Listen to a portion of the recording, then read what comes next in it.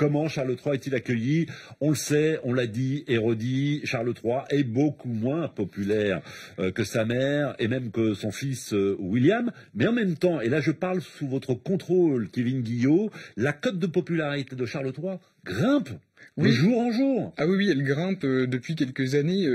En fait, les Britanniques ont appris à connaître Charles, sa personnalité, ses convictions. On sait que c'est quelqu'un qui est qui était écologiste avant l'heure, qui était aussi engagé socialement. Il a créé la Prince Trust, donc c'est une organisation qui était dévouée à aider les jeunes Britanniques en difficulté. Donc, il savait très bien comment était le futur roi, que ça allait être un bon roi, tout simplement parce qu'il est vraiment dévoué à son peuple, dévoué à l'avenir de la monarchie. Donc ils attendaient aussi le règne de Charles, je pense, parce que il a été très bien accueilli aujourd'hui. Oui. Il y a eu quelques couacs. Pourquoi? Parce que certains ont encore le souvenir de Diana avec leur mariage désastreux, il faut le dire. Mais en dehors de ça, les Britanniques ont appris à connaître son couple aussi avec Camilla, et ils ont appris aussi à se dire que Camilla allait devenir la future reine consort. Elisabeth II l'a même dit de son vivant qu'elle voulait que Camilla devienne reine consort, donc ce qui est fait aujourd'hui, ce qui est acté. A-t-il réussi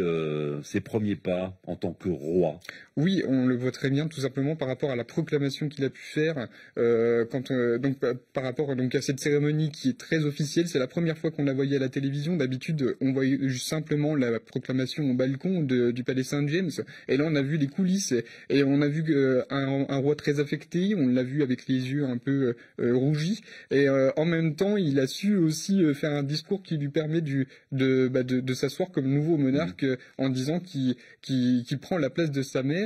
Et en plus, on l'a vu aussi très présent pour son peuple, parce que la première chose qu'il a fait quand il est rentré dans le palais de Buckingham, c'est de faire arrêter la voiture où il était. C'était pas du tout prévu dans le protocole. Ouais. Et donc il est allé à la rencontre de ces Ces bains de Britanniques. foule, justement, ces bains de foule contribuent à le rendre populaire aujourd'hui? Eh ben, c'est ce qu'il veut Parce faire. que moi, il y a une image qui m'a marqué. Alors, je ne connais pas grand-chose à la monarchie britannique, mais de voir un roi, en l'occurrence Charles III, tendre la joue pour être embrassé par l'un de ses sujets. Je me souviens, enfin, je crois que c'est une femme qui lui dit, est-ce que je peux vous embrasser? Et lui-même dit, enfin, on lit sur les lèvres, oui, vous pouvez m'embrasser. Oui, c'est étonnant, et ça m'a étonné moi-même, je vous avoue, quand j'ai vu ces images, tout simplement parce que on n'imagine pas Elisabeth II faire ça.